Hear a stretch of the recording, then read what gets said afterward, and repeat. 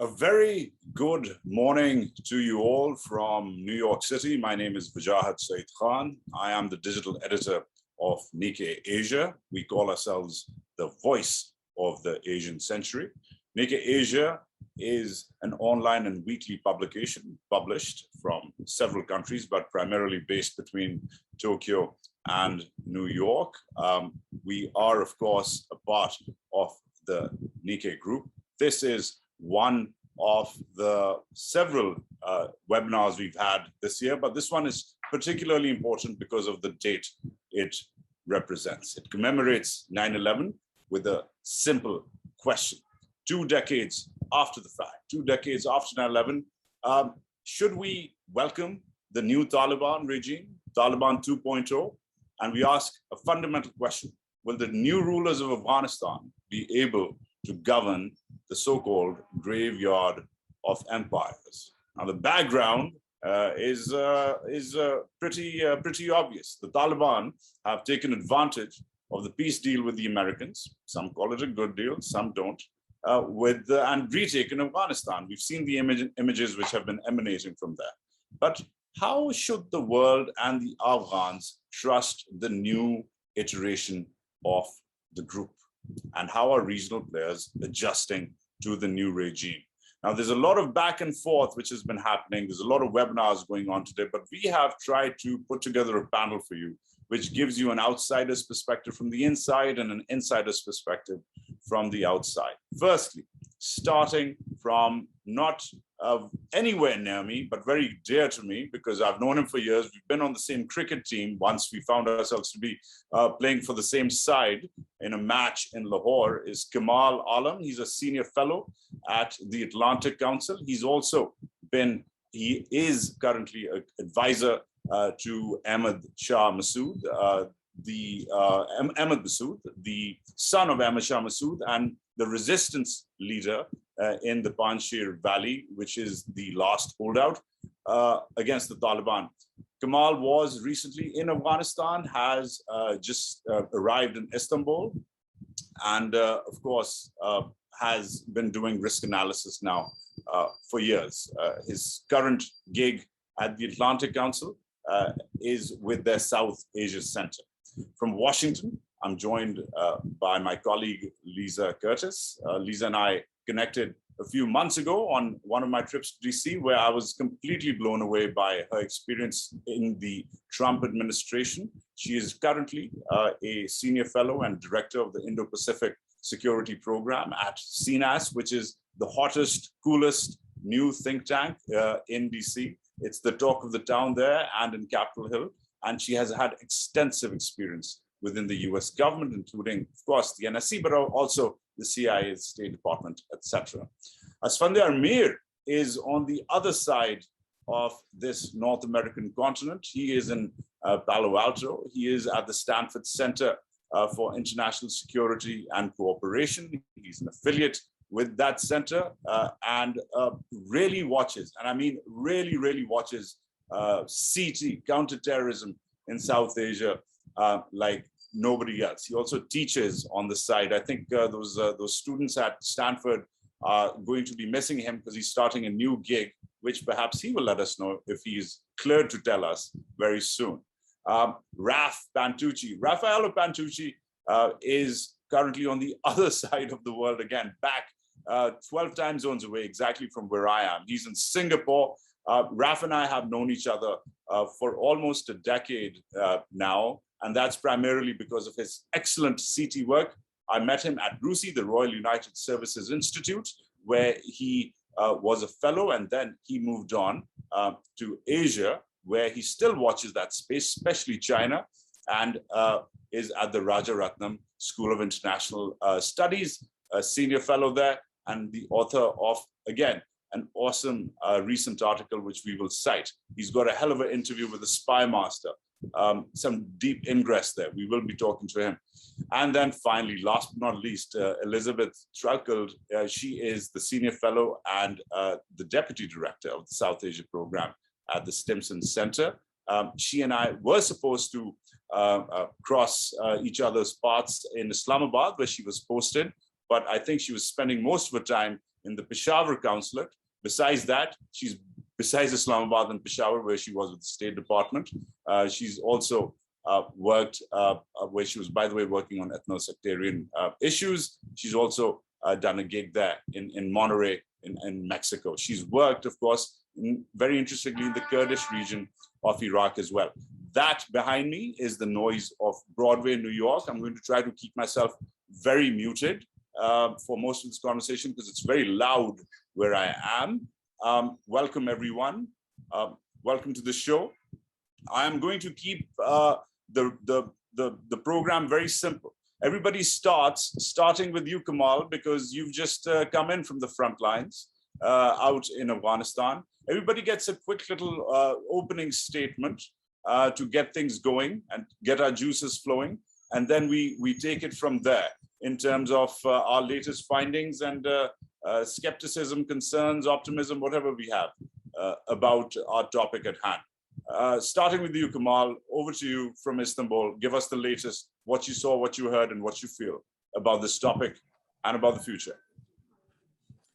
Thank you, Wajahat, and thank you, Nikkei, for having me on this. Yes, it was surreal. I was actually in Kabul, literally sipping tea in the garden with Ahmed Massoud. No one thought Kabul would fall. That's how surreal it was. Even literally 24 hours before Ashraf Ghani escaped, no one thought that this would be the way, because although provinces had fallen one after the other in a rapid way, the idea was that the Taliban would not come into Kabul for another few weeks, 3 weeks, and there'd be a proper negotiated and interim setup. So that was the buzz around the city. And as I said, whether it was sitting with Massoud or Karzai or the other guys, that's what everyone thought would happen. No one actually thought Ghani would run the way he did. Despite all the ills and allegations against him, no one thought he would run like that. But of course, once he ran, there was chaos, absolutely. Panjshir, at least until I was there, was an island of stability. We went back to Panjshir, and there was no fighting in Panjshir up until I was there. Of course, in the last 3 days, it's been very, very different and difficult.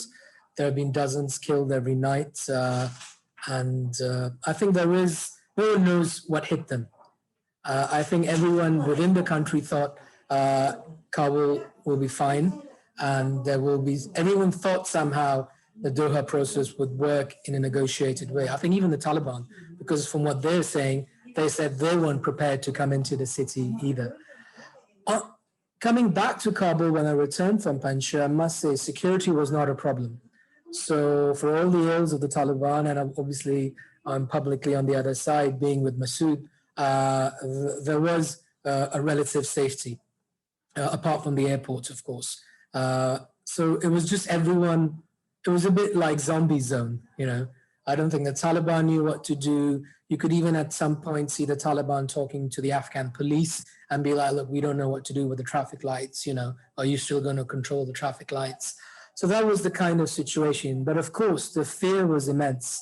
And I think the media hype didn't help, i.e. there was this disinformation, and I think the amount of disinformation in those last few weeks in and around Kabul of, there's been a massacre 2 streets away, ex-politician has been hung up, or someone's son was killed. And, that's how rumors start, and then it can lead to, panic. And that's what happened. So that was the kind of ground picture that you asked for. Coming back to Panjshir, of course, as I said, with Massoud's forces, now the situation is where, I can tell you reliably, the Taliban at best have 40% of Panjshir, 60% remains with the resistance forces. The Taliban entered from the south, from Parwan province. They have the provincial governor's place, which is kind of irrelevant, but they are in the main towns for sure. But all the strategic passes, whether it's Khawak in the north or whether it's toward the Andhra province, all that is with the resistance forces. So I think it's going to be a tough battle.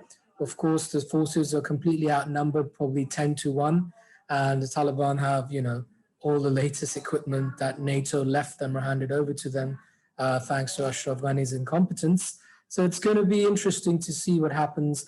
At the same time, I'm privy to tell you this, that Ahmed Massoud was in direct contact with Anas Haqqani. Masood was also in direct contact with Mullah Yaqub. There was a negotiation happen, and you saw the public statement 3 days ago. The ulama had reached an agreement for a ceasefire, indeed for some kind of power sharing in Panjshir, but that very night the Taliban attacked, so obviously all bets were off.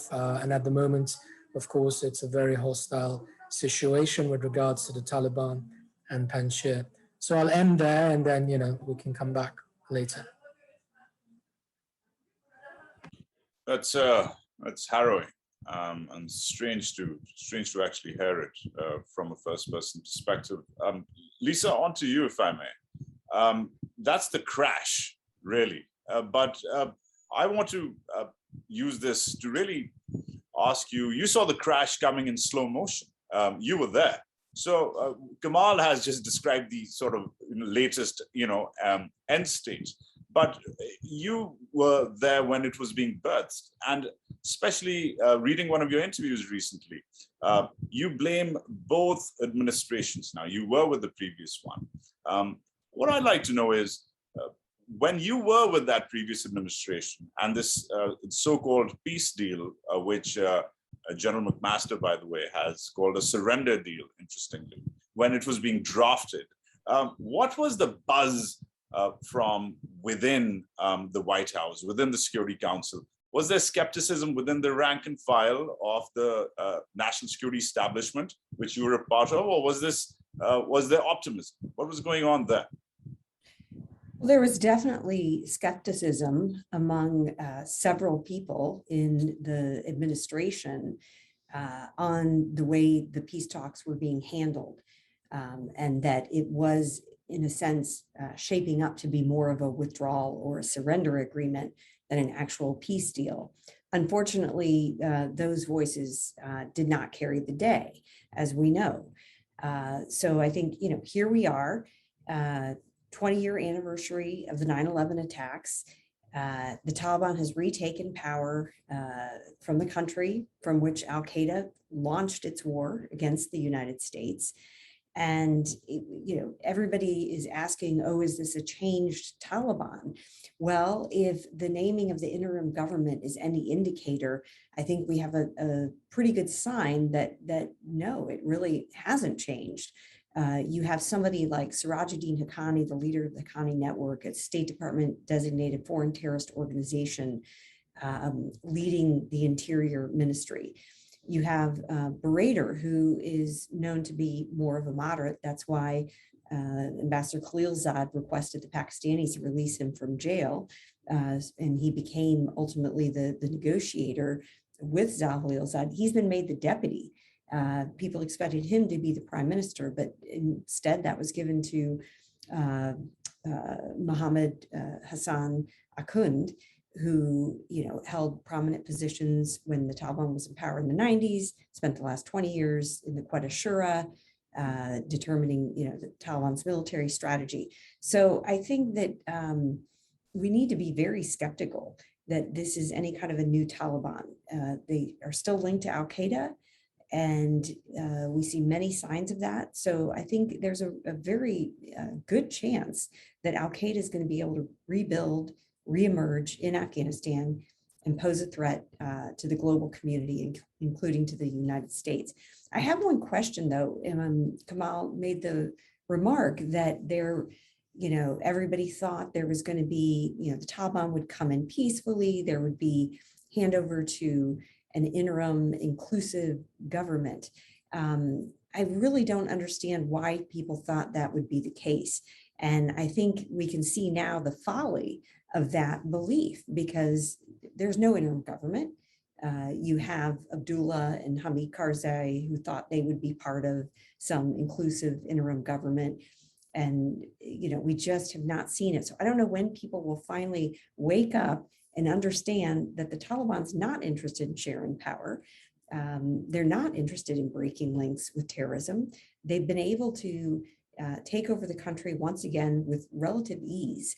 And so I doubt that they're in the mood for any kind of compromise. And I think the international community needs to understand that, and therefore not take anything at face value judge the Taliban on their actions on the ground. Are they going to take actions against terrorists? Are they going to allow girls to go to school, women to go to university, women to work outside of the home? Let's wait. Let's not rush to recognize them. Let's wait and see what they actually do on the ground. Right, fair. Thank you for answering my question and that opening statement. Asfandyar, over to you about your big concerns. And again, I'm going to ask you to make some opening remarks, but perhaps with some granular details as well from your latest findings. You have just published a paper in the CTC Sentinel. It's quite interesting to read.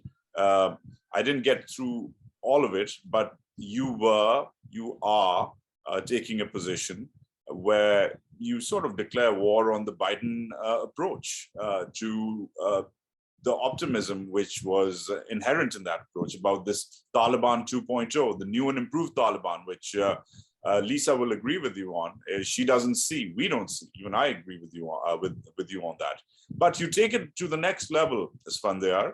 You also tell us that the threat is resurgent, and you connect the dots with other groups which we are now seeing, some of whom Lisa has named. So on to you now, if that's okay.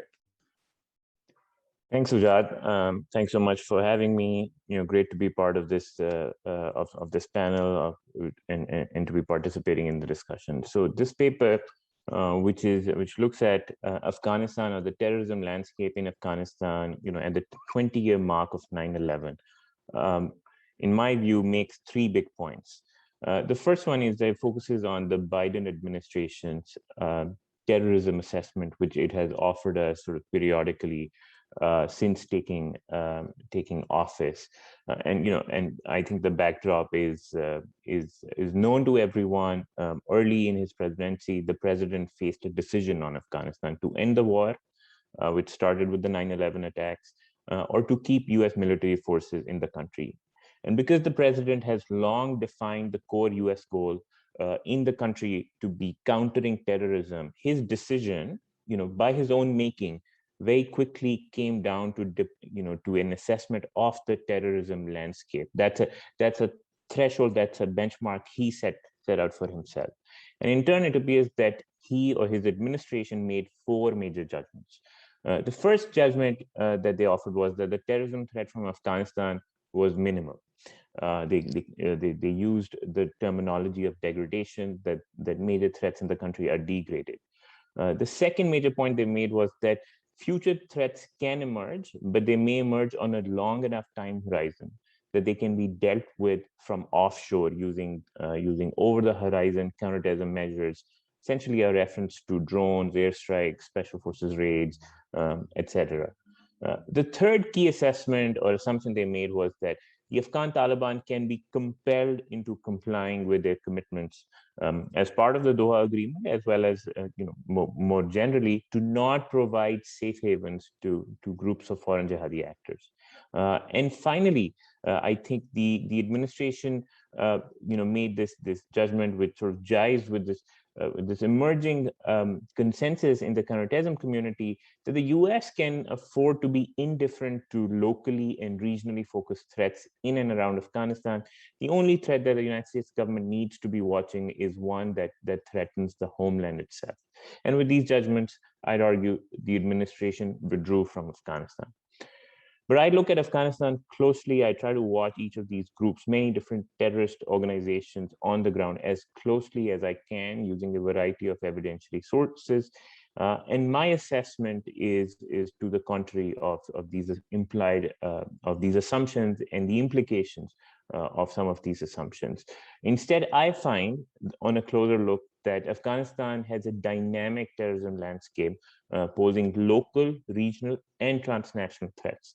And much of this situation benefits from the Taliban's enduring relationships with various jihadi actors in the country, despite the Taliban's commitments to curtail these groups under the February 2020 US Taliban agreement. Groups that specifically benefit from the Taliban's support cover include Al-Qaeda and its local units. They're still in Afghanistan. I'm talking about Al-Qaeda Central. The leader of the group might still be there. Al-Qaeda in the Indian subcontinent, which is the South Asia affiliate, founded in Pakistan, but it has been largely based in Afghanistan over the last 5 to 6 years, remains there. Then the Tehreek-e-Taliban Pakistan, the anti-Pakistan insurgent group, TTP, it has been in Afghanistan since 2014-15, and it has resurged. It is looking extremely dangerous, already mounting a lot of violence against the Pakistani state. Third major grouping is of various Central Asian jihadis, lots of Uzbek groups, for instance, some Tajik groups as well. And these groups continue to remain in the northern parts of the country. Then there are anti-India jihadis, so specifically Lashkar-e-Taiba, and the smaller presence of groups like Jaish-e-Mohammed.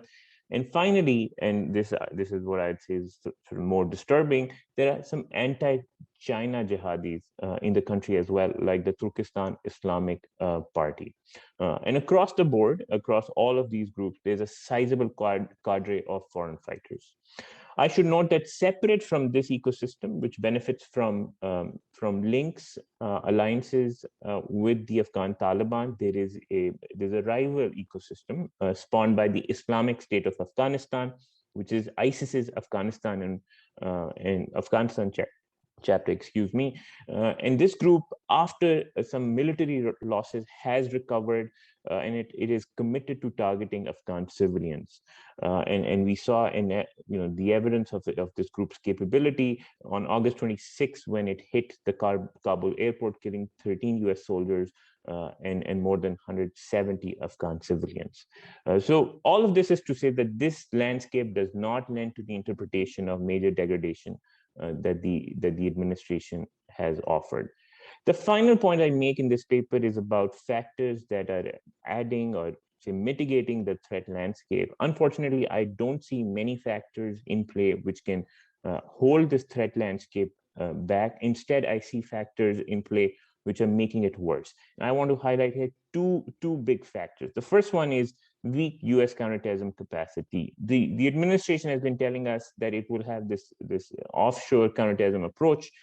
I don't see signs of a viable offshore counterterrorism approach for Afghanistan. There is no real internal partner, and I think externally there are no signs that the US government has brokered pacts with Afghanistan neighbors for military bases, which can be used for such a military strategy. And the second key factor I'd highlight is great power competition. I think this is more of a medium-term factor, but I think the return of great power competition is bad news for counterterrorism. Over the last 20 years, counterterrorism has benefited from things like intelligence sharing, this normative regime sort of against terrorism, against terrorist activities, and in a sense that big powers need to at least work together on this one global bad of terrorism. I think with intensified competition, counterterrorism is going to take a hit, and that will also play into the threat that is emerging from the country. I'll stop there with the note that not only is the Taliban back in power, but in my sense is that the terror threat from Afghanistan endures not just for the United States, but for the rest of the world. Thank you. Oh boy. Oh boy, oh boy. I thought our topic was Taliban 2.0, and we've morphed into War on Terror 2.0 here, according to you, Mr. Mir. Interesting. All right. Raff, if I may, pivot to you on the other side of the planet. If one were to start picking apart Asfandyar's argument, and it's a good one, so it's difficult to take it from here, but I know you're watching the China space, and he mentioned China. Now, in its classic sense, the Taliban, AQ, and co threat is very, very Western. That's the world we grew up in. But there is evidence increasingly about an Eastern threat, if you want to call it that, or a China threat. On the one hand, there's that larger thesis, but on the other, with your opening statement, I'd ask you to address, if there is a threat, then is engaging the Taliban, which is what Beijing seems to be doing, is engaging the Taliban then the best Beijing can do? Is that why we're seeing senior leaders from the CCP hand in hand with the senior leaders from the Taliban's Shura? Is that what's going on? Well, let me add my note of thanks to you, Waj, and to Nikkei for the kind invitation to this really interesting panel and very stimulating set of remarks from colleagues earlier scattered around the globe. I guess, to pick up a little bit on what Asfandyar was saying, and I think his CTC piece is excellent and well worth reading, as is, of course, to all of his work and other colleagues as well. I think I would probably say that the threat that he talks about is one that is really principally still, I think, going to be regional in its articulation in the short and medium term future. I think the longer term future, I mean, no one can really predict that. If we could, we'd be very wealthy and probably not sitting on this Zoom call. But I think in the short to medium term, I think all of the threats he's spoken about are ones which are really going to resonate in Afghanistan's immediate region. And I think it's its neighboring powers who are the ones who are going to suffer, frankly, from the negative consequences of what we're likely to see playing out with the Taliban government, who's probably unlikely to control all of its territory, and I think is very unlikely to decide to turn on groups with which it has fought and bled on the battlefield for the past 20 years against the world's mightiest superpower and delivered ultimately victory. If that's the assessment that the Taliban are starting with, why should they turn on these people, in favor of some foreigners who frankly have been trying to kill them for the past 20 years. So I think this assessment, I don't disagree with it. I think that these groups are all probably going to succeed and thrive, but I think primarily this is going to be a problem for Afghanistan's neighborhood, rather frankly than for the United States or Europe, where I think a whole series of things have to happen in terms of connections, links, fighters, travel back and forth before we see a sort of attack happening there. Now, I don't want to entirely discount it, because I think if you do that, you're closing the door, and we've seen imponderables happen shockingly to us before. 9/11 is one example. The attacks in Paris in 2015 is another. So we can't completely discount it, but I certainly think the far more likely short to medium term outcome is all of the groups and threats that Asfandyar was talking about are going to impact its region. And I think principally amongst the places which is most likely to suffer is Pakistan. And I think the sort of militant community in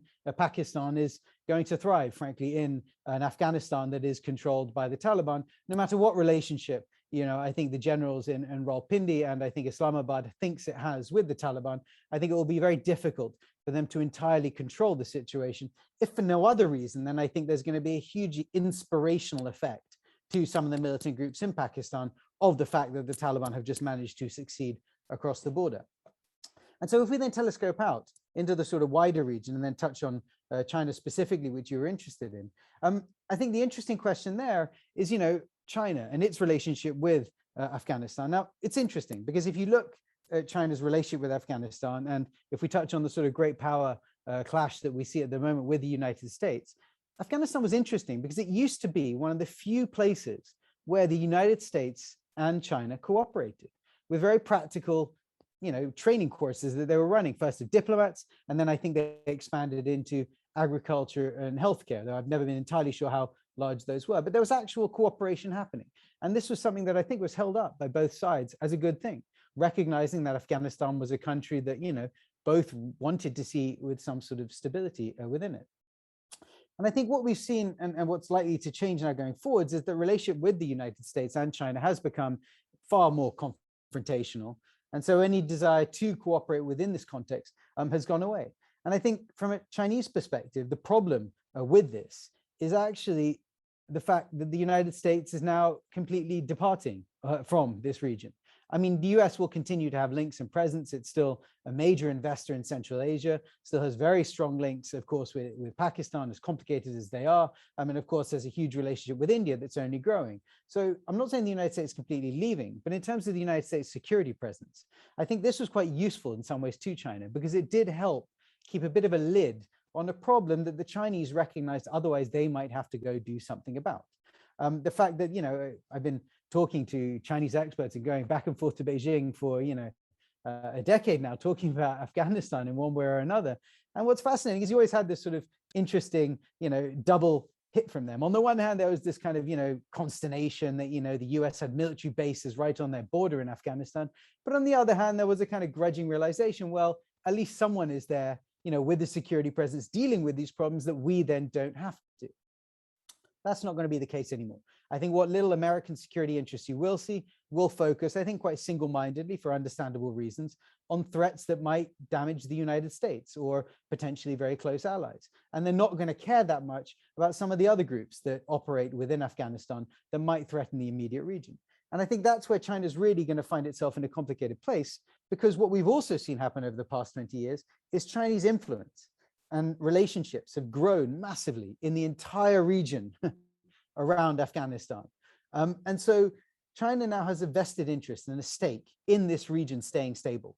And I think that's where the real concern starts to lie. If Afghanistan becomes very unstable and starts to export its problems north and south, or even over into Iran, though I think that's probably a slightly different set of questions that we can get into, then you're talking about China's neighborhood, China's immediate neighborhood, that borders its most sensitive region of Xinjiang, which is, the source of huge international attention and consternation at the moment, and a problem for Beijing in many different ways.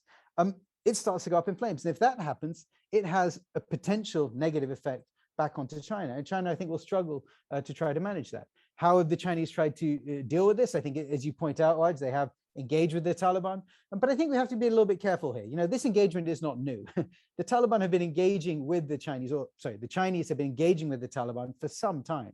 And I would actually argue that the meeting we saw in Tianjin between Mullah Baradar and Wang Yi was in fact kind of the apex of a relationship that had been on an upward trajectory for some while, and was in a way a recognition of the fact from Beijing's perspective that the Taliban were about to come to power. And if we're perfectly honest, a lot of other people were doing this too. Even the United States had been engaging with the Taliban, signing agreements with them, doing things and talking with them. And so the Chinese saw that this was generally becoming the recognized potential future government of the country and engage within that regard.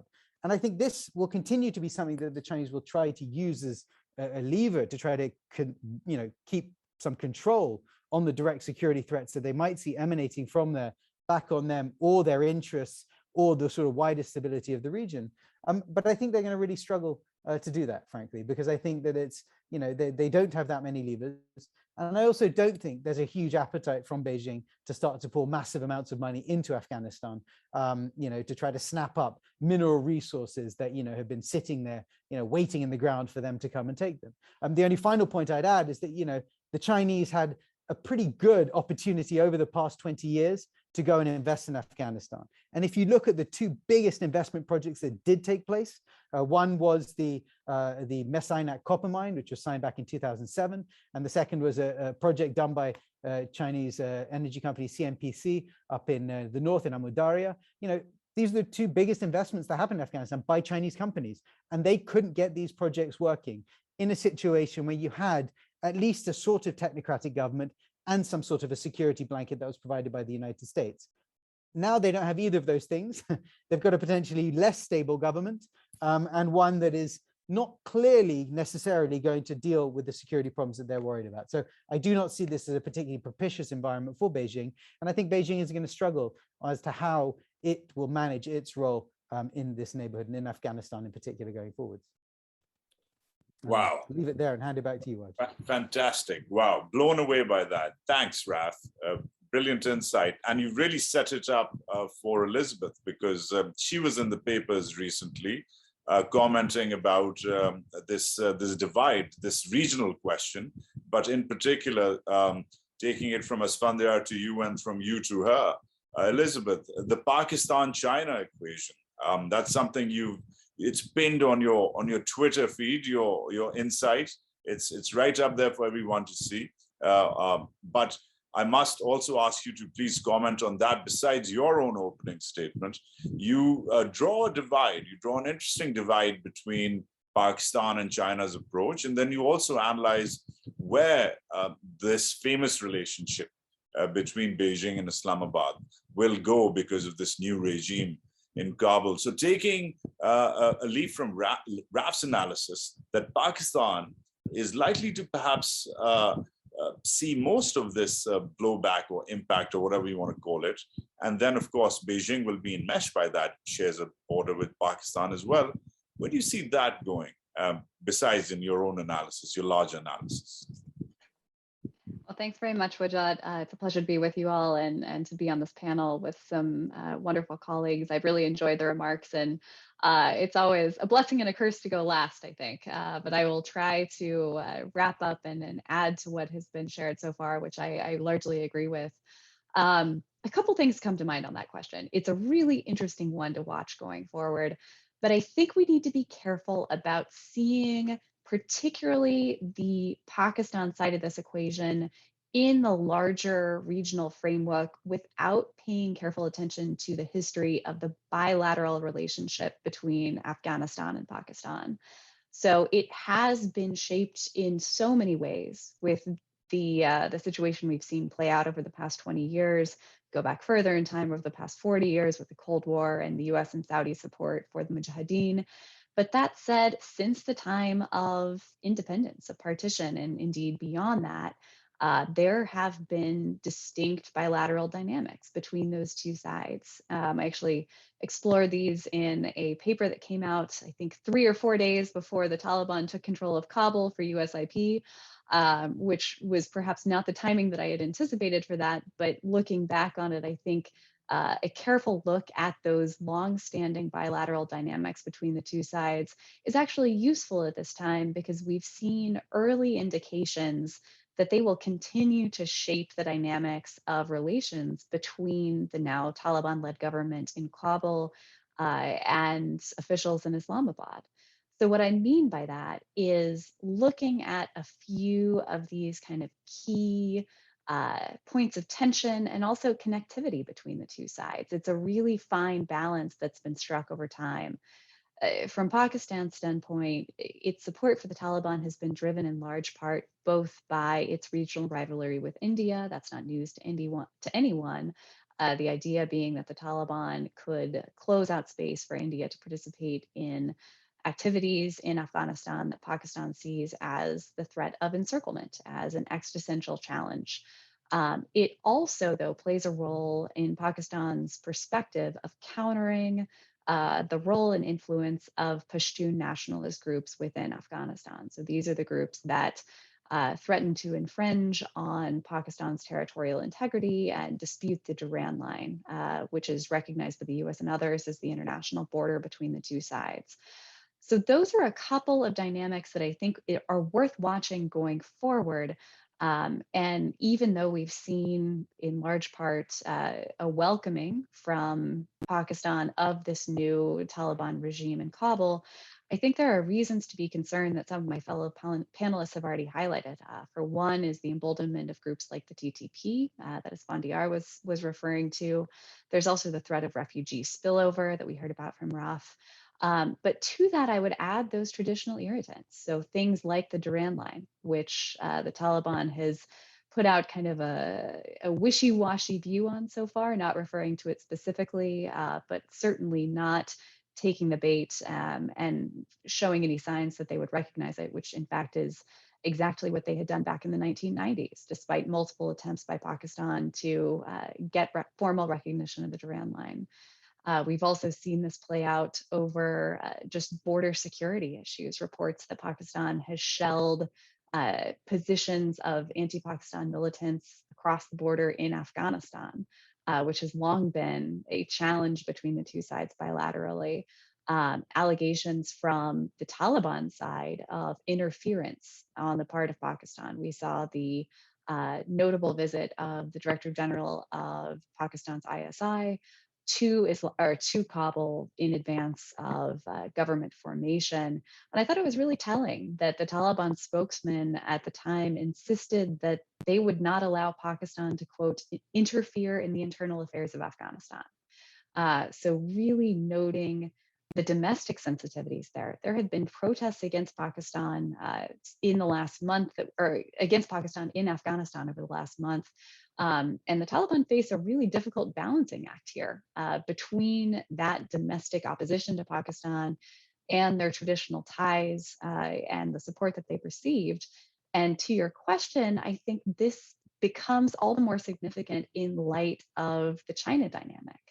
So we have seen attacks by the TTP against China-linked targets in Pakistan over the past several months. There was an attack against Chinese engineers who were working on the Dasu Dam in northwest Pakistan, and what seems to have been an assassination attempt against the Chinese ambassador in Quetta back earlier this spring.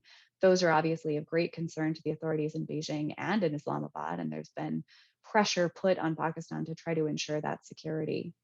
So you put those pieces together and you have to ask, what does that mean going forward in my view, likelihood that those TTP attacks will not just continue, but potentially increase due to the emboldenment dynamic that we're seeing if they have a greater space to organize and potentially new recruits within Afghanistan, from the possibility of splinter factions, for example. That's going to make for a difficult balancing act for Pakistan in trying to address Chinese concerns over the safety and security of its investments under the China-Pakistan Economic Corridor, but also trying to maintain Pakistan's ties with and through the Taliban in order to get those security assurances. So we've heard a number of calls from the Pakistani side, including from ISPR, its military spokesman, calling on the Taliban to take effective measures to ensure the TTP doesn't use Afghan soil to target Pakistan or other countries. So echoing the language of the Doha Agreement there. But I think going forward, that could be a really difficult fault line that all sides will have to negotiate. Just lastly, we've seen China's offer of $31 million in emergency assistance. So the China-Afghanistan dynamic here will certainly be interesting to watch, and Pakistan will look to play a mediating role between the two sides to a certain extent. But going forward, I foresee this to be a challenge for the China-Pakistan relationship in a way that we simply haven't seen previously. Wow. My first wow was muted. My second one is as sincere. But thank you, Elizabeth. That really takes me to the second half. You've really set it up for the second half of this webinar.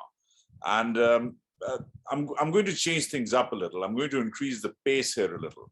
And just to sort of recap what our first round gave to us. Kamal, we started you off with you started us off rather with the latest from what you saw on the front lines in Panjshir and its environs. We went on to Lisa, who gave us her concerns and her perspective from within the previous administration and now from within the Beltway, and what's really gotten Washington's attention.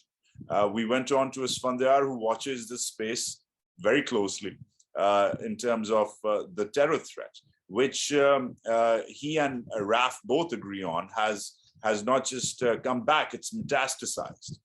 Raff went on to take that further by saying that it's really a regional problem for now. For now, it's going to be a regional problem with China and Pakistan clearly threatened, and then Elizabeth really focused on that China-Pakistan equation with this new setup. So we've really we've spiraled down to that interesting place called Pakistan, where you were as well recently, Kamal. So let's concentrate on that really quickly.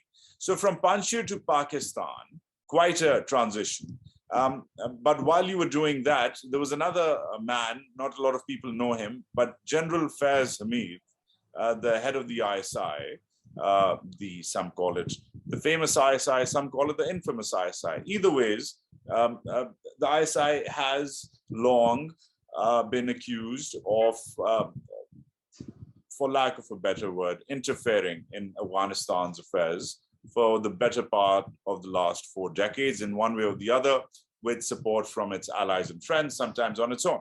That is about as neutral a perspective I can give on the ISI. But you also have ingress within the Pakistani national security establishment. When you moved from Panjshir to Pakistan, and all of this was happening, you left the front line and came to Islamabad. How was the mood there, especially given Elizabeth's concerns and my concerns, which are that everybody, since the Taliban have taken over, everybody in the world has been warning the Taliban in some fashion or the other. Some people are more muted than the others, but saying there shouldn't be any sort of terror threat from your territory, please. Everybody from the Israelis to the Indians have sent those signals. But Pakistan is the only country in the world. Pakistan also sent that signal, of course. Pakistan is the only country in the world which has been actually attacked, according to its own generals and governors, by terrorists from Afghanistan soil. So Afghanistan has a lot of neighbors. The Stans are there, Iran's there, China's there, but Pakistan is the only country attacked. So considering you're coming from that other front line, as Raff and Elizabeth are calling it, as perhaps even Asfandyar is referring to, how does that weird contradiction weigh in with your friends and sources in the Pakistani national security establishment? Yes, Rajat. So, actually, as you mentioned, I went from Panjshir into Islamabad. In fact, there was a big Panjshiri delegation, which included, Ahmed Zia Massoud, Wali Massoud, Kanuni, and Rabbani. And I think the purpose of that 3-day delegation, which featured all the top Tajik leaders, Hazaras, and a few Uzbeks, was exactly to get some kind of guarantee from the Pakistanis that there will be a broad-based government. And I know Lisa mentioned that, at least from the Taliban side, expecting any different, was just not on the cards. But at least from the regional sides, the Qataris were in Islamabad as well, so were the Turks. They were all saying, don't worry, we'll try our best that the Taliban will not announce the government that was, of course, announced yesterday, which, of course, makes it's a bit like the Expendables. Stallone got all the best action heroes in Expendables. The Taliban have lined up all the top terrorists of the world. So I think the Pakistani side seemed to think, and I must say that Qatar is as much on board here as Pakistan, at least in the last 2 years of what I've observed. And indeed, the most powerful Afghan warlord, Khalilzad, I think there is no other way to describe him but a warlord, because he had, of course, to come out with this whole thing in a classic Irani Bazari way, where Khalilzad took the same carpet to Pakistan, then he weaved another knot, took it to Turkmenistan, then took it to Qatar, and then brought it back to Kabul. In the end, the carpet just had holes in it. And that's why we've seen this complete chaos in terms of the guarantees. I think the Pakistani mood, at least the official, and this is interesting here, if you look at the Pakistani ministers, they were rejoicing as if they won the war. From the foreign minister to the information minister to the interior minister, I think the only things they didn't do was firing AKs in the air. The military were far more cautious, both in terms of DGI-SPR's press conference, but also what the generals were saying to us behind the scenes. They were very nervous. And one thing I can say is if you look at the steady stream, and again, I can at least speak from the perspective of a rapprochement between the Tajiks and the Pakistanis, there was an endless line of Tajiks coming to Pakistan in the last year. And there was a genuine hope that Pakistan would use all its influence for this not to happen. Now, of course, there's complete dismay and disappointment that, because Pakistanis had led to believe, don't worry, we'll take care of that. But at the same time, the double-edged sword is, I forgot who wrote this article. This was there, I think a week or 10 days ago. Someone said, be careful what you wish for, in terms of Pakistan getting their way. I think now they're very worried, and also this goes to the point, how much influence do they still have on the nitty-gritties? Now that there's definitely You've also got the Kandahari split with the Haqqanis, and this is evident by the makeup where people like Brother are kind of only got deputy positions. Of course, you have the tribal dynamic as well between Kandahar and the east. And I think Pakistan is doesn't fit in there that well. I think there is going to be some issues in how far Pakistan can go in telling the Taliban what to do. And this, of course, happened. It's described in great details in the great book, 88 Days to Kandahar, by Bob Grenier, the former station chief in Islamabad and director of CDC, CIA. I think Pakistan are already facing those issues in terms of how much they can do at the political level. I think on a tactical level, they can do a lot, which is still evidence, but I think they are certainly confused as to where they stand now. They want to recognize Taliban. At the same time, they don't want to be seen as the first to recognize Taliban, especially now that the Russians and Chinese, who haven't fully come out and said we'll recognize them yet. Earlier, there was a euphoria in Islamabad thinking, oh, all of us are going to do it together. And us means Russia, China, Iran. But certainly Iran isn't too happy. And this is interesting because all the Taliban leaders that were allied with Iran are not actually in the cabinet. So again, I think and that's why all of a sudden the last 2 days, you've seen a lot of criticism in the Iranian press of Pakistan's involvement in Panjshir and indeed the makeup of the cabinet there. So that's the kind of mood, as you asked me, moving from Panjshir to Pakistan and bridging that gap. There was a lot of hope from not just Panjshir, but all the Tajik communities that Pakistan would deliver. Pakistan, as I said, even after Kabul had fallen, all the Tajik leaders were in Islamabad, and I can tell you there still are some Tajik leaders in Islamabad discussing things. But there seems to be a situation where, it's like Hillary Clinton's old saying, Frankensteins are who you might think you have them, but you can't fully control them. So that's where I would say the situation is in Pakistan. There is a worry amongst the military, what might happen next. Right. Well, that exhausts, I think, the Pakistan bit. Thanks for that, Kamal. It's a strange intersection Pakistan lives on, which is that it lives on the intersection of this so-called that it's a puppet master of sorts in Afghanistan, and yet it's about to see, it's already seeing the wrath of unleashed terror, which is happening, as Elizabeth pointed out, all those incidents. All right, this is a webinar again. This is Taliban 2.0. How should the world be dealing with the new regime? And I'm going to ask Lisa to perhaps correct our center of gravity, bring us back into orbit, and bring us back to order. Starting from, again, a very simple question, Lisa. Now that we've all expressed around and then some of healthy skepticism, I don't think anybody on this panel, including yours truly, seems optimistic about the future as far as our friends and new friends in Kabul are concerned. Should we be calling them our friends now that there is evidence emerging of all sorts of concerning occurrences, whether it's the terror threat, whether it's the human rights situation, whether it's the governance capacity, whether it's a tanking economy? This, I mean, pick a stone, and there's a story under it which smells like bad news.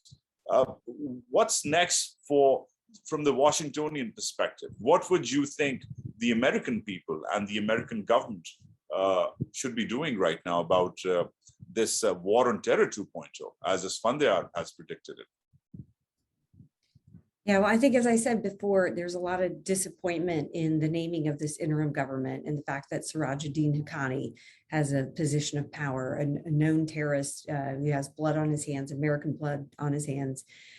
So I think that really was a cause for the United States to sort of pull back on the reins, sit back, okay, this is going to take some time.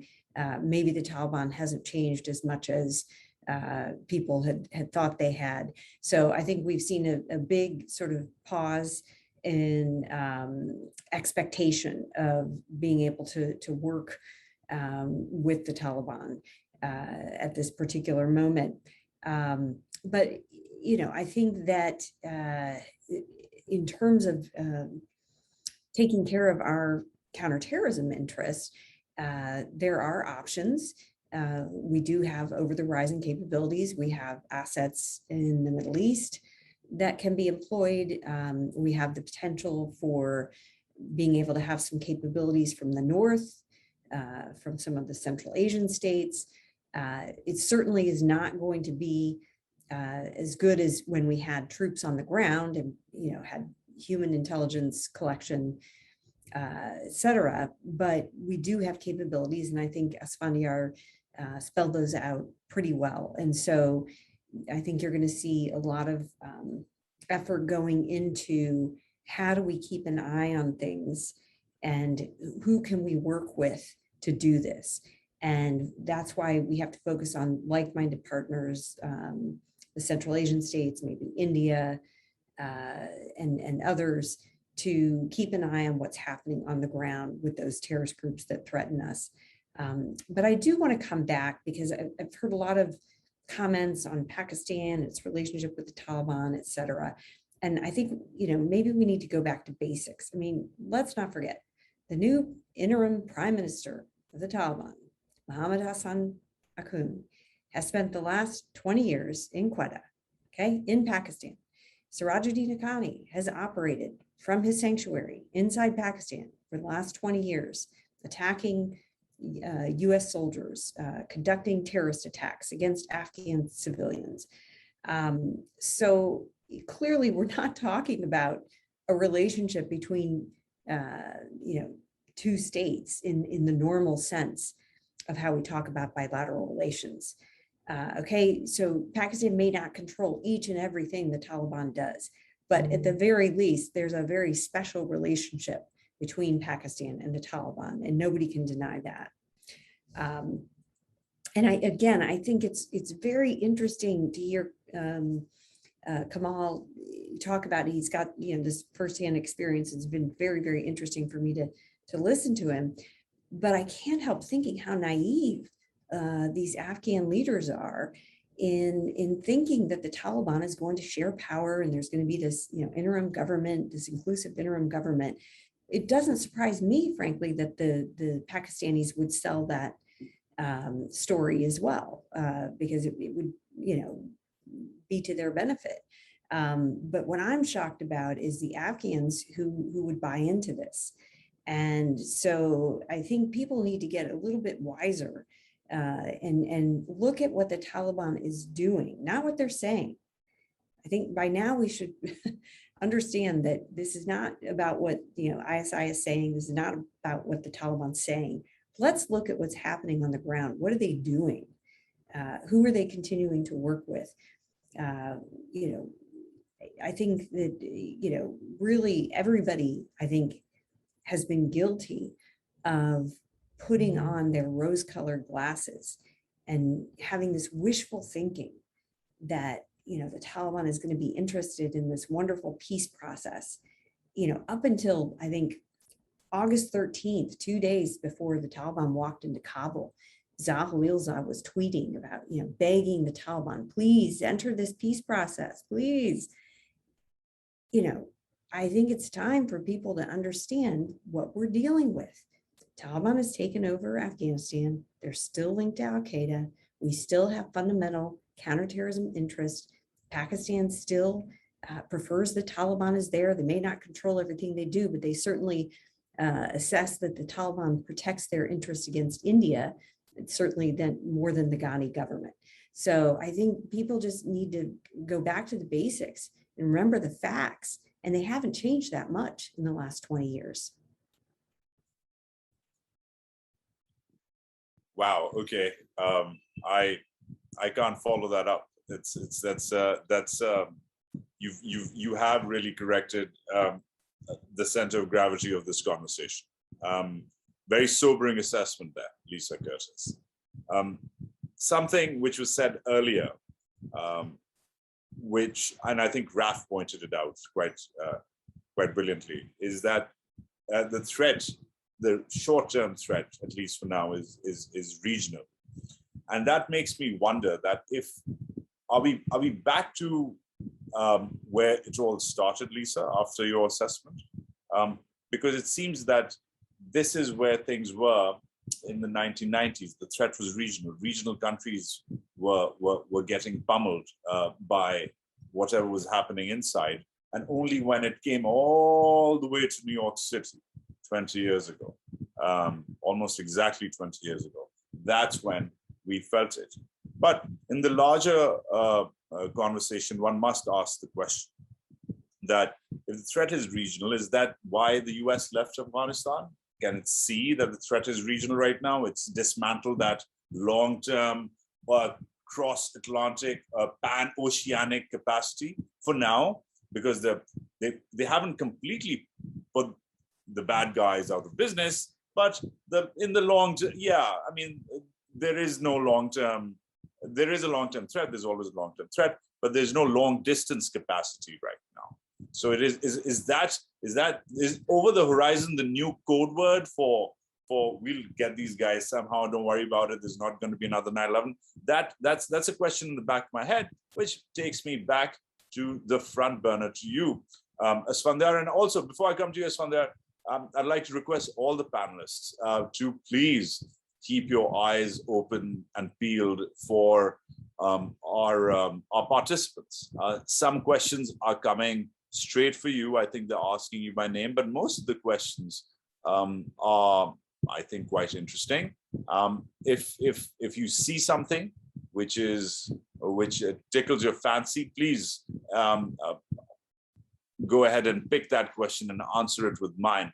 Asfandyar, real quickly, to pick up the pace a little, if Lisa has put us back to the basics, and we agree that it's a regional threat, and you think that the threat has metastasized and it's come back, then please tell me, put your crystal ball right up front on your desk there with your laptop and tell us what's the worst case scenario for immediate worst case scenario for the region as you're seeing it, because I know you're quite skeptical about where things are going. So who can expect what to happen in the region?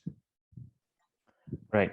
So before I give you my worst case for the region, on the transnational versus regional dimension of the threat, I'll make 2 points. First, it's true that a lot of the groups that are in Afghanistan do not have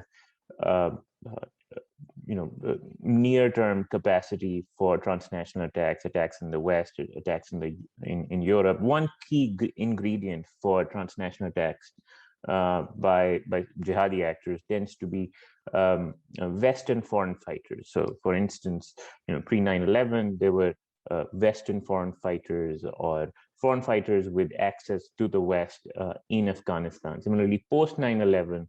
When Al Qaeda had a sanctuary in the Pakistani tribal areas, there was a large contingent of Western foreign fighters and people from North America, the UK, other parts of Europe, and similarly ISIS, when it emerged. The sleeper cell generation. No, well, the sleeper cells, but in these bases, there were thousands of them. So ISIS was able to attract nearly 40,000 foreign fighters from parts of Europe and North America in 2014-15. We don't see much in terms of Western foreign fighter presence in Afghanistan. But still, I would note 2 things. First, 2 major groups in Afghanistan remain very anti-American. They espouse very strong ambitions to attack the United States. Those 2 organizations are Al Qaeda and the Islamic State. The Islamic State, in fact, has plotted against Europe as recently as the last 2 years. A plot was foiled in Germany involving 4 Tajik nationals who in turn were connected to an Islamic State leader in Afghanistan. So there's that. The second point I'd make is that the distinction between some of these regional and transnational capabilities tends to not be very clear cut. In fact, capabilities for regional operations can be fairly fungible for transnational attacks. And I'll give you an example. So in in 2008, 2009, much of the counterterrorism community thought that Al-Qaeda's affiliate in Yemen was a fairly parochial group. All it wanted to do was to fight in the civil war in Yemen, and we were surprised by some of the plots that came out by Al-Qaeda's affiliate. Came very close to some mass casualty attacks. Similarly, the TTP, the Pakistan Taliban, in 2008, when it emerged, I think the consensus view was that this is an organization that only wants to fight Pakistan. But instead, TTP ended up plotting attacks in Spain.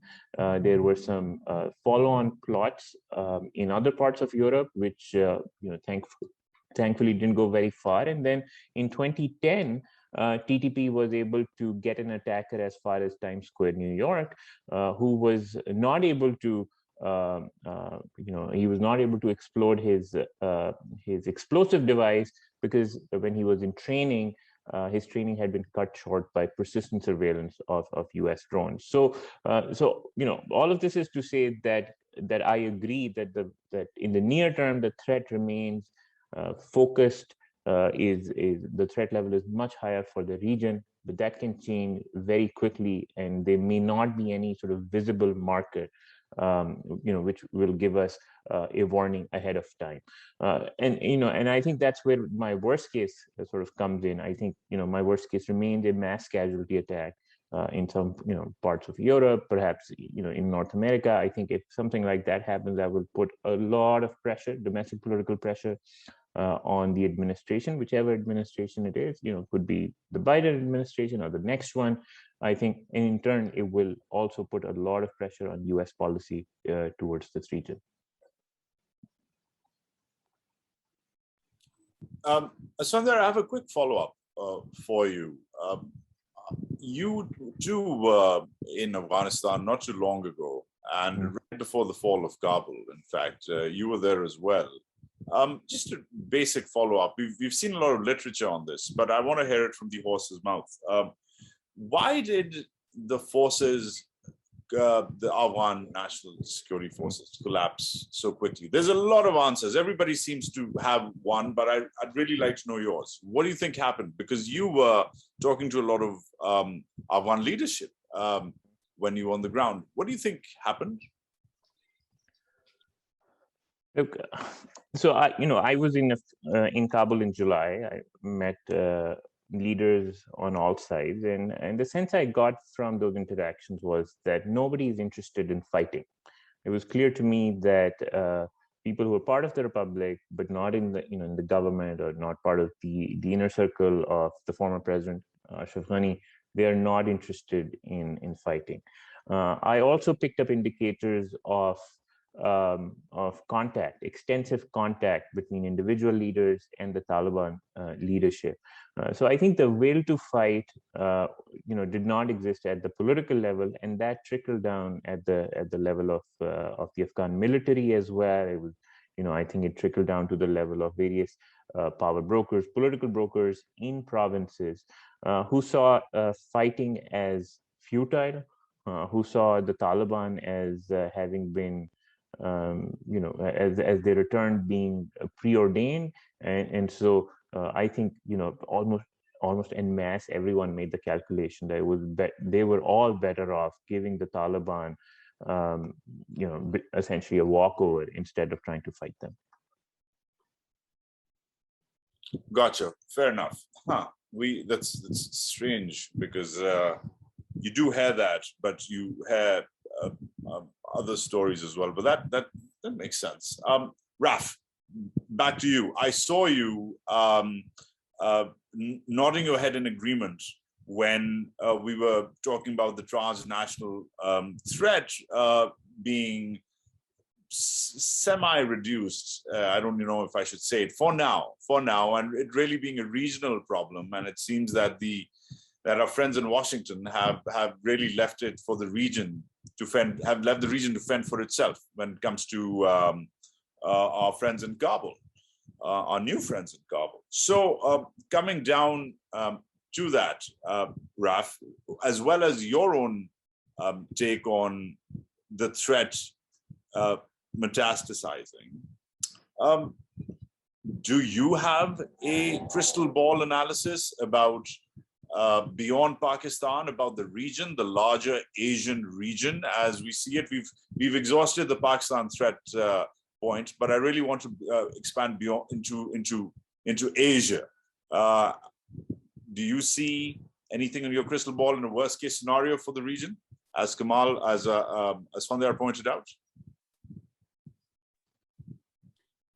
I mean, I think, you know, if we're looking beyond, you know, Pakistan, which I think is, as you say, been repeatedly discussed, I think Central Asia is interesting to look at. And I think Central Asia is interesting to look at because if we think pre 9/11, Central Asia was a place that had suffered terrorist incidents that had been linked in part to Afghanistan. Now, certainly nowhere near the kind of scale of problems that we see potentially in Pakistan. But, you know, in Tashkent, in Uzbekistan, the capital, you'd had a series of bombs in 1999 go off in the capital that were linked to networks that had links across there. In the 1990s, you had a civil war in Tajikistan, which had links across the border. And in the summers of 1999 and 2000, you had pretty large scale kind of almost invasions, really, of southern Kyrgyzstan by militants linked to the Islamic movement of Uzbekistan. So you've got a rich history there, unfortunately, in the region of these potential problems maturing. And one could see that potentially happening. Now, if I look again now at the 3 Central Asian countries that Afghanistan directly shares a border with, I think Turkmenistan is a bit of a black hole, to be honest. It's very difficult to know exactly what's going on there. It's led by a government that has a very, well, it's frankly very autocratic and has a kind of quite a closed view of how governance functions. And so we don't really know. But if we read the tea leaves, we can see that they've leaned very heavily into their relationship with the Taliban. And this builds on a history, frankly. There was talk at one point of the Taliban even opening an embassy in Ashgabat, you know, this when they were out of power. So there's a long history there that I think the Turkmen will build on. And I think that will mean that I think in Turkmenistan, we're unlikely to see problems emanating out. The Uzbeks have got a fairly competent security state and got a very small border that they can kind of defend. And I think that they, you know, with some Russian support and potentially some American support behind the scenes as well, I think they would, I would be less concerned about them. I think Tajikistan is the place where I think I would see most potential for trouble, frankly, to emanate.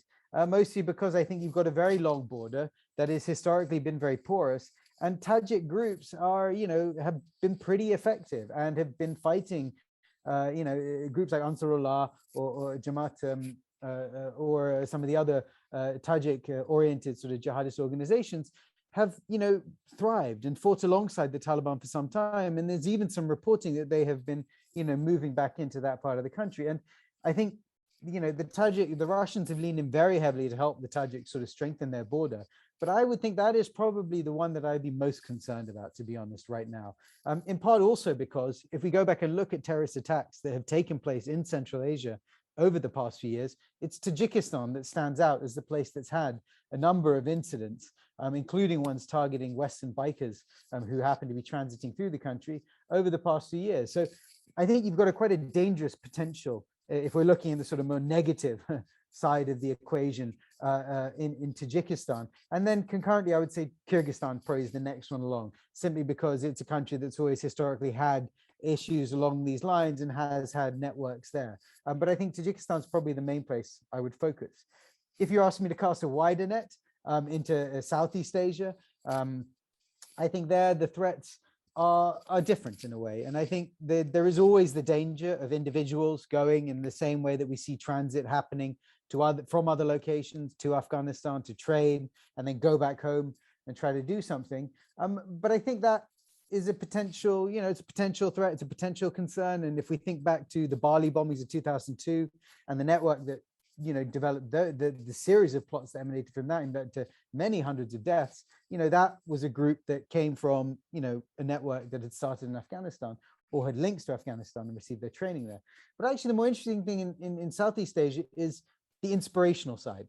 And we can see groups in Malaysia and Indonesia specifically who are really kind of riding the success of the Taliban and have openly praised it and talked more about, you know, building up something themselves and, you know, looking to how can we link with the Taliban? How can we, you know, help them with their emirate and maybe even build one ourselves? And that's a more kind of aspirational and inspirational thing, which I think could play out in an interesting way. I don't want to say it'll go straight towards violence and danger, but if we think about these as countries that have Muslim majority populations, when you see these kinds of changes in the kind of internal domestic, religious narratives, it does have a knock-on effect on the politics and on the society.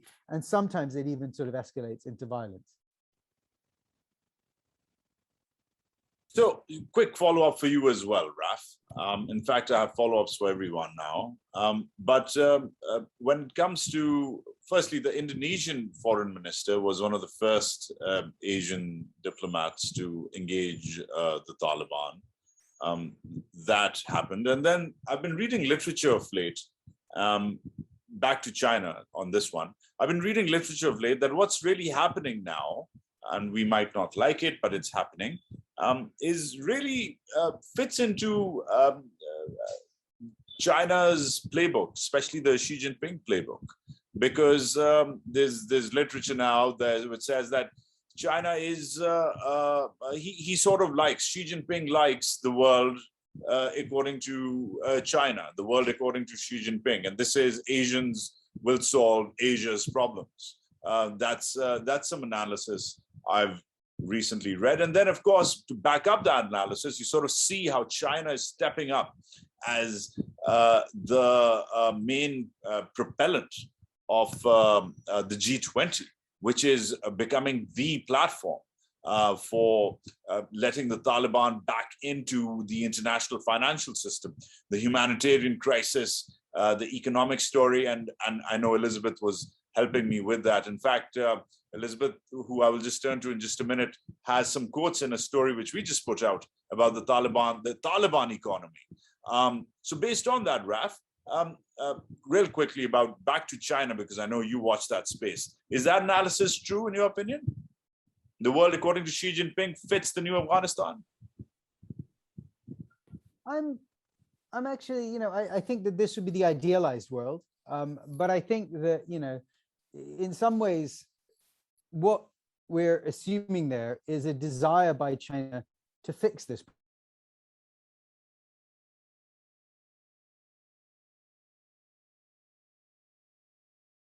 Did we just lose Raff? We've lost Raff. We'll come back to Raff. I'm going to give Raff, you're back, Raff. My connection, I think, has suddenly gone slightly jumpy. So maybe I should hand the floor to Elizabeth, who I know will be able to answer this question on China very eloquently as well. And I have a feeling my connection is being very dicey here. So maybe it's best if I hand it on. All right. All right. Elizabeth, you want to take that one? I have a follow-up for you as well. But Elizabeth, you want to take that one? Sure. Why don't you add the follow-up too, and I'll try to combine them together just in the interest of time. If that works. The follow-up was I was going to shamelessly plug what we were talking about last week. I already kind of did because in all this space of the rising threat, the war on terror 2.0 and the Taliban 2.0, etc. I know you worked on the ground in that region. You know the people. It reflects in your work.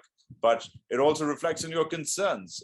You are one of the few in Washington who's assessed the humanitarian crisis, the cash crunch, the economic bit, which we sort of tend to forget with these images. We're not really seeing what's happening on the ground. So I was wondering if you're still concerned about that and what's next on your desk in terms of for example, the G20 is emerging. And what concerns me sitting here is that China and Italy are the ones really pushing for that conversation at the G20, not Washington. So sitting in Washington, how do you see that, especially when Washington is sitting on $9 billion of Afghan reserves while the economy is tanking? Yeah, I think those questions actually pair together really nicely in some ways. And this is a difficult choice. There are no good options, right, for US policymakers in Afghanistan these days. And this is a question that I had explored in a piece that I wrote for Lawfare, just looking at the paradox of pressure and the conundrum that we face around leverage. So we're seeing, particularly after the announcement of the shall we say, less than inclusive Taliban government, that any sort of recognition is a long way off. The EU criticized the formation. We've heard similar things from the US. But if you look at entities like the UN, for example, there is a focus on the humanitarian situation. And I think one way of putting those pieces together that I've been thinking through is sometimes it can be easy, particularly in the security space, to dismiss humanitarian concerns as somehow less or other. I think that's problematic for a variety of reasons, but if you keep that security frame in mind, look at those potential implications of a humanitarian catastrophe beyond what we're already seeing in Afghanistan. You know, as challenging as it is to sit here in Washington and see the Taliban in power in Kabul, the way that this happened was relatively bloodless. And we haven't seen to date the large-scale exodus of refugees across borders around Afghanistan with potentially destabilizing impacts. We haven't seen the significant bloodshed in this immediate takeover period, not speaking about the past 20 years, certainly. But when you think about the leverage that is limited, that the international community has the ability to bring to bear right now, it is blunt and will have an impact not just on the Taliban, but in fact on the civilian population. And ironically, the Taliban themselves might be better positioned to withstand some of that pressure, given the access that they do have to the gray economy, these informal sources of revenue from customs, from taxation, from narcotics, the traditional ways that they have financed the state dating back to the 90s. Now, granted, the Afghanistan of today is a far cry from what we saw back then, and the Taliban themselves are feeling this and are in need of a great deal of technocratic expertise. But when you bring in the angle of China, for example, you saw the $31 million in emergency assistance. The challenge is that that is likely to be further politicized going forward for exactly this reason, the idea that it's all or nothing in terms of leverage over the Taliban. Frustratingly, I don't have a great answer for this. You know, I don't know what the middle ground is. I think we can look to moves by the US Treasury to find ways for humanitarian groups to provide assistance directly to the Afghan population as being one potential way forward. Significantly, Western Union has also announced that remittances will be allowed back into the Taliban, which is a significant source of income for just average people. That brings terror financing questions and concerns too, certainly, but maybe in the balance is a worthy trade. So going forward, trying to find ways of working directly to provide assistance to mitigate not just the humanitarian catastrophe that we could see intensify, but the security concerns that it would bring as well, without giving too much ground in terms of leverage of the Taliban government, which to date, I have to say, has not been terribly effective. So that's kind of how I would weigh those concerns. But again, it is a really difficult needle to thread for policymakers here in Washington. Gotcha. All right. Well, I'm going to break queue for a second. Lisa, I'm going to come to you. Kamal, I'm going to break the round robin rule for Lisa because she had a hard out at 12:30.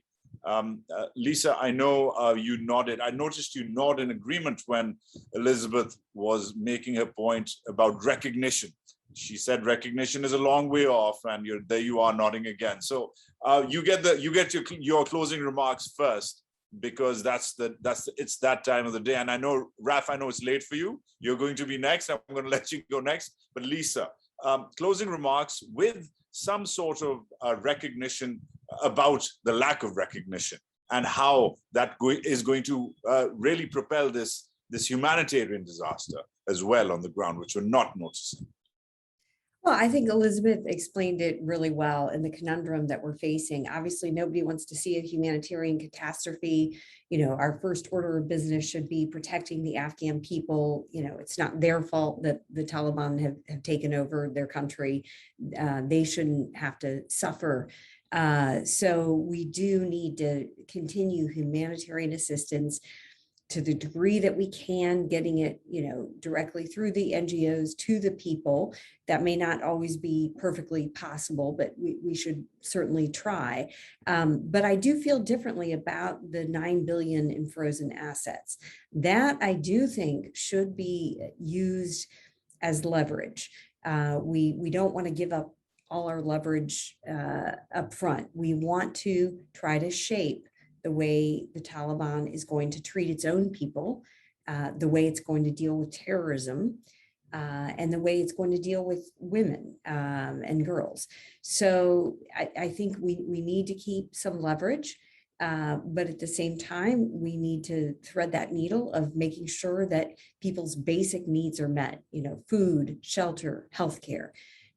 We shouldn't be in a position where we're preventing Afghans from receiving what they need to meet their basic needs. So I do think it's important, not only the G20, but other groupings, the donor grouping. There's been an Afghan donors meeting, every year, more than once a year. This group needs to get together and figure out what is the way forward. How do we support the Afghan population without prematurely recognizing the Taliban before they have demonstrated in concrete terms that they're going to separate from terrorists? Because of course, we don't want to have our money going toward funding terrorism. It's just that simple. So this is going to be the difficult problem. This is the #1 priority that the international community needs to grapple with right now. And then the second, because this didn't get raised, there are still many Afghan allies of the United States that worked with ISAF, that worked with the US Embassy, that supported us over the last 20 years. They're fearful that they want to get out. They have already applied or been approved for refugee status in the United States. They may have to go through paper processing in third countries. The United States should be helping to get these Afghans out. Yes, it's impressive that we were able to get out 124,000 people within a 2-week period. But now we need to look at the second wave, working with the Qataris, having a communication line with the Taliban. That's not the same as recognition. To get our Afghan allies safely out, get their papers processed, and then welcome them with open arms in the United States. That's the least we can do. It's our moral responsibility. These people believed in our mission. They worked with us. They put their lives on the line. And so I do think the United States government needs to continue to help them get out and get resettled in the United States. So I'm hoping, because right now it's still pretty much chaos. You've got a lot of private groups who are doing this, but you don't have a system in place by the US government to make this happen. So this is one of the things that I'll be working on moving forward. Lisa, thank you for that. And indeed, it is the moral responsibility of these United States to take along with it the debris of war and the burden of war and clean that mess up. But Raff, I'm going to pivot to you, my friend. I know it's late, and I know I caught you stopping a couple of yawns there. I know, I'm so sorry for keeping you up so late. But really, Raff, I think I was having a conversation with Asfandyar a few weeks ago. I remember we were exchanging notes, and we were talking about an article about Biden and company explaining this about GPC, that, oh, we're doing this because GPC is the problem. And I think Asfandyar cited someone, and I'd like you to comment on this, or maybe he cited himself, maybe he said it in exclamation. He said, this is GPC. This is great power conflict. GPC comes later. You're creating you're making a strategic error. So in your closing remarks, my friend, if you could point that out. And by the way, I agree with that exclamation, that this is GPC as well. This is not just some short-term tactical thing, and then you move on to the Chinese. What do you think of that? I think look, and I'll try to answer also your earlier point. My internet connection seems to have stabilized now, thankfully. Look, I think that the great power conflict that we saw, Afghanistan, as I said previously, was a place where we had a kind of an opportunity, and there was cooperation between the US and China there.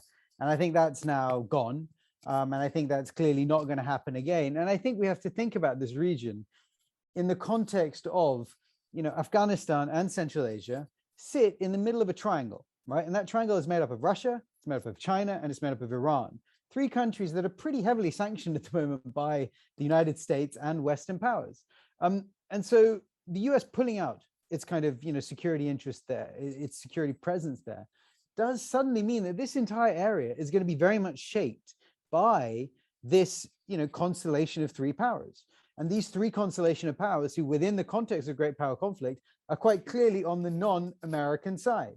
So I would argue that what you've seen happen here is, in a way, what in some ways the Chinese have been trying to do for some time, and the Russians to a less degree, and the Iranians less, frankly, they sort of go along for the ride. And on this particular side of it, is a kind of freezing out of Western influence and interests in this particular region. Now, they can't completely get rid of them, because these countries also have some agency, and the Central Asians in particular do continue to want to engage with the West. And we see this, quite openly in them talking about what they term as multi-vector foreign policy. So there's still great appetite for the region for the West to engage, but the reality is that the most influential powers now are, is China, to be honest, and Russia next, and Iran next. And so you've got this kind of constellation of powers dominating this entire region. And that, I think, means that when we look at this through the lens of, great power conflict, we can say that the Eurasian, the heartland of the Eurasian landmass, is very much one that is increasingly on the kind of the non-Western side of the coin. And if we're going to, go back to our history and our geography and think of Halford Mackinder, the great British geographer who, famously articulated the narrative of this being, the pivot of history, and he who controls, the Eurasian heartland controls the Eurasian island, and he who controls the Eurasian world island controls the world, then I think we could sort of take things in a very sort of dramatic final direction. The final point I'd like to end on, which goes back to your point about Xi Jinping and his sort of view of the world, is I think that there's a real thing that Beijing hasn't thought about here, which is, a sense of, there's an incredible sense of glee you can see articulated in a lot of Beijing thinkers and writers about, look at those Americans. You see another demonstration of American fecklessness. They show up, cause chaos, and leave, and look what's left in their wake. And us, China, we're responsible. We only engage in the long term, and so on and so forth. But, what this forgets is that Afghanistan, sadly, is probably not going to go back to being a stable country. And it's now going to be an unstable country in a region where China is the most consequential power. And China is Afghanistan's wealthiest and most powerful and most influential neighbor. And that has, of course, direct consequences for Chinese security, potentially, and for the wider region and neighborhood, but also for China as a power on the world stage. Xi Jinping says we are, rising, and China has risen under Xi Jinping to be the world's second largest economy, and is standing peer to peer with the mighty superpower of the United States. Well, there's some responsibilities that come with that. And I think Afghanistan is going to be a textbook case of a place where China is going to find it's not going to be able to fix the problems with its sort of traditional playbook of, well, if we just throw a lot of money at the problem, if everyone's rich and prosperous, and then they'll stop, causing trouble. I mean, sadly, that doesn't happen. It doesn't happen like that. The world doesn't function, unfortunately, like that. And I think this is going to be the hard lesson that Beijing is going to find itself learning down the line, of actually really being the most powerful person in this neighborhood, has some responsibilities that will invariably come with it, and potential negative consequences if those are not addressed. And I think that is, the interesting twist to this great power conflict that I'm not sure that I think Beijing has really entirely thought through the longer term, or even the medium term consequences of, frankly. Wow, Beijing glee. Thank you, Raff Pantucci. And with that, I'm going to now proceed to wrapping up. I know it's late. We're past our bedtime in terms of our time, but we still have more than 100 people, almost 150 people attending. If you want to hang on, Raff, or address a question, that we'd appreciate that. If you've got to go, we'd appreciate that as well. Kamal, Asfandyar, Elizabeth, it's really up to you now. to wrap things up. There's questions out for you, some addressed straight to you. If you see a question, please answer it directly. Otherwise, the floor is really yours. Who wants to go first with the closing remarks? I know we're past our deadline, so if you got to go, just raise your hand and wrap it up, and we can take it from there. All right. If I'm able to, just very, very briefly, because unfortunately I do have to run. One thing that I think we should all bear in mind is the wider region. Beyond what we've already talked about, there's so many different elements in this to weigh. India hasn't come up very much so far. And I think given the presence of Jaish-e-Mohammed and Lashkar-e-Taiba in Afghanistan, as Asfandyar was referring to earlier, that is something to watch in terms of the potential for escalation in a neighborhood with 3 nuclear powers, including China. We should not lose sight of that. That is, even if it happens just regionally, has the potential to escalate out of control and cause some real security challenges down the line. There have been some indications that the attack that was carried out in February 2019 was planned by Jaish-e-Mohammed in Afghanistan. And I think going forward, the extent to which the Taliban are able and willing to put pressure on those groups, particularly given the Pakistan connection, is going to be something to watch going forward and not a risk to lose sight of. So on that cheery note, I'm afraid I will leave it there, but I've really enjoyed this conversation and hearing from you all. Thanks so much for the opportunity. Thank you, Elizabeth. I can't believe that India hasn't come up. I can't believe it. I can't believe it. And you've really set it up for Asfandyar, because I know he's been watching Jaish. He watches them like I watch the Teletubbies. So Asfandyar, on to you. She's set it up for us. The threat, please do follow that up, because Jaish has evidently huddled with their friends in Kandahar. But along with that, your closing statement, and then Kamal and I can have a chat about the longer perspective. You're muted, Asfandyar. So as I noted in my scoping of the threat landscape, there are some anti-India jihadis in Afghanistan. It's unclear to me how quickly they will pivot to, say, external operations. Much of this, this small ecosystem has been focused on supporting the insurgency of the Taliban, has been fairly localized. But again, these capabilities are fungible, and they can change direction fairly quickly.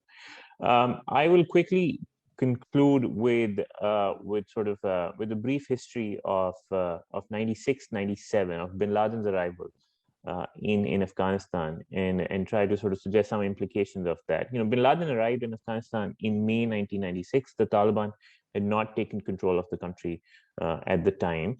The Taliban finally took control of the country in September 96, which is when Bin Laden started making contact with the Taliban top leadership. Some of the initial meetings were testy. There was tension. The Taliban didn't entirely trust him.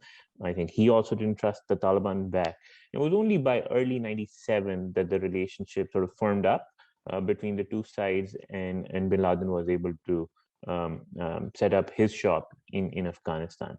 And yet, despite a turbulent beginning, by August 1998, Bin Laden had pulled off a mass casualty attack.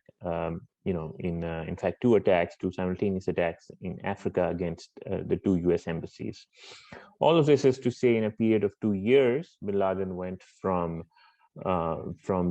being in a new place with not a lot of capability of his own. He certainly had a lot of money, to projecting transnational terror capabilities from Afghanistan. And that's a very short time duration. 2021 is obviously not 1997, 1996. U.S. and international counterterrorism is much stronger. But I think some of the other variables in play, which are conducive for terrorist organizations, are maxing on their values. I think the overall environment is turning fairly conducive to a lot of these groups, which can allow them to work around international pressures and constraints. So I'll stop there. Thanks so much for having me. You really scared me, Asfandyar. thank you on that sobering note. And lots of Mubarak to you and your family. You take care. Bye. Kamal Alam, it's you and me. Last man standing. The man from Panjshir. We started with you. We're going to end with you. How are things now on the ground? It's not entirely clear. There's been a lot of disinformation as well. Is there fighting on the ground in Panjshir still? Has some sort of an arrangement been made? And then also in your closing remarks, I'd really like to hear from you because you've been watching the space for so long. Kamal, is this war going to stop, or will it continue in one form or the other? Will there be little Panjshirs in that country and in that region? Will the Taliban now play whack-a-mole, just like the Americans were playing whack-a-mole before them, just like the nationalists were playing whack-a-mole before them, just like the socialists were playing whack-a-mole before them, and the Soviets were playing whack-a-mole before them? So do you see the war ending? So do I see the war ending? I think perhaps in the short while, yes.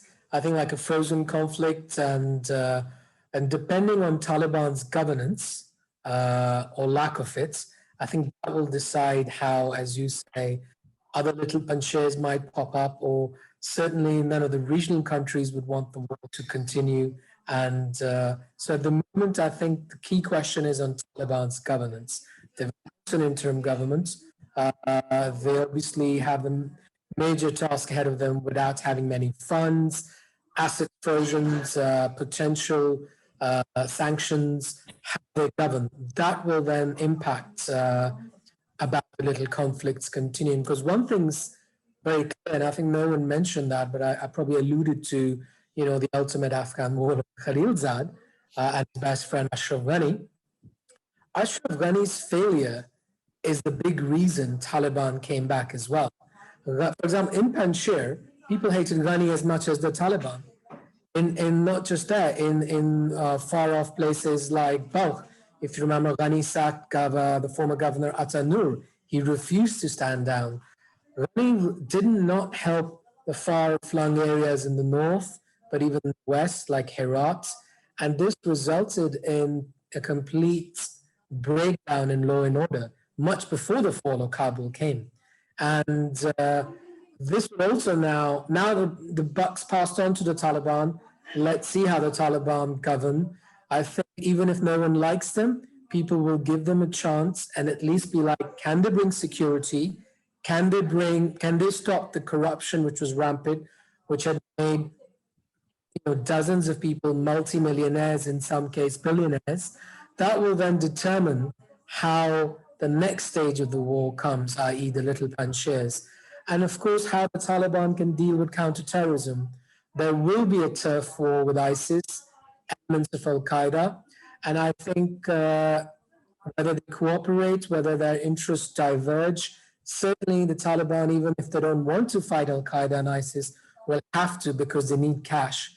If they need cash from the World Bank and the Americans, that means they, of course, need to behave themselves and whack ISIS. And already today, I think there was a US statement saying that the Taliban have been very professional in helping with the evacuation into Qatar and also with CT support so far on ISIS. This was the official American statement today, which is kind of a semi-official pat on the back for the Taliban. So I think this is the space to watch. Taliban already cooperating with the evacuation, as we saw today. They have done minimal cooperation, but makes the Americans happy in terms of drone strikes and also killing some ISIS leaders in Kabul. This will define how Taliban govern, because at this moment, and this brings me to your first question of Panjshir, can Panjshir hold out? As I said, 60% Panjshir is lost. However, all the key strategic peaks and passes remain with the resistance. There is a lot of disinformation, you said, and unfortunately, one of the big reasons is that the Taliban took out the official spokesperson of the resistance, Fahim Dashti, famed Afghan journalist, God rest his soul. He was killed, and of course, that means the official media element of the resistance is gone, which leads to dozens of misinformation stories coming out every minute. So I think this is one of the reasons, as you say, there's a lot of disinformation, but Pantucci is holding on. Although I would say on the ropes, I would say this is a bit like Rocky versus Clubber Lang in Rocky 3, where he comes out banging, but somehow Rocky hangs on to the ropes. This is of course in the second fight. In the first fight, of course, Rocky was floored. So I think this is what's happening right now. Pantucci is hanging on, but not taken out. Right. Kamal Alam, I must thank you for hanging on and being patient here as well. We are way past our curfew. We are way past our curfew, but I am to our listeners, I must say something very important, and this is critical. This is not an easy conversation to have, but it must be had. For those of us who are old enough, we can clearly recall where we were when 9/11 happened. And we can clearly recall how we felt and what we saw. Both the images as well as the anguish that accompanied them are seared into our collective memories. What made 9/11, what 9/11 made us feel really is not much of a debate. What really is a debate, pardon the noise, what really is a debate, strangely enough, is to figure out what 9/11 did to us collectively. If one were to truly measure the impact of 20 years of wars, then one would have not be obliged but compelled to think beyond national boundaries and borders, beyond political or social or religious affiliations, even beyond the classic guns and butter argument. But we are so encircled by contradictions and so overwhelmed by facts and so hard hit by harsh truths that it's difficult to measure the real impact, the actual impact of the conflict. Hundreds of thousands killed, millions broken and hurt, trillions spent, a generation born, raised, and killed in war and by war on all sides. If you were to put that mathematical equation in front of a child and then show her the images, the recent images emanating from Afghanistan, and ask her if it was worth it, chances are she would probably say, no, it wasn't worth it. But beyond the incredible, touching innocence of children, the debate about war, against war, and for war, and even forever war, must be carried on. And we are happy to have carried that torch for a little bit today in Nikkei's special webinar. This was Taliban 2.0, 2 decades after 9/11. I am Wajahat Saeed Khan, digital editor of Nikkei.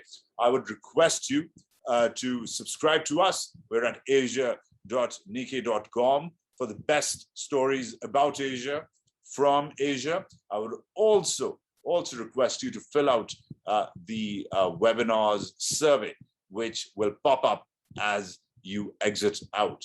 We do this once a month. We've been slow this summer, but we are getting stronger and better every time. And that is thanks to you, not just our subscribers, but also our listeners and watchers. However, if you want more of the Nikkei Asia experience, you don't have to do much. Just go on the website, asia.nikkei.com.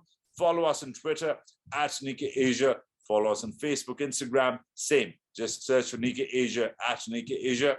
Follow me on Twitter if you want. I'm at Wajahat Khan. Wajahat Khan is my name, and journalism is our game, especially if it's about Asia. We do it the best. Thank you again, and good afternoon to you from New York City. Send us your comments. Do fill out the survey. We will see you next month. Goodbye and good luck.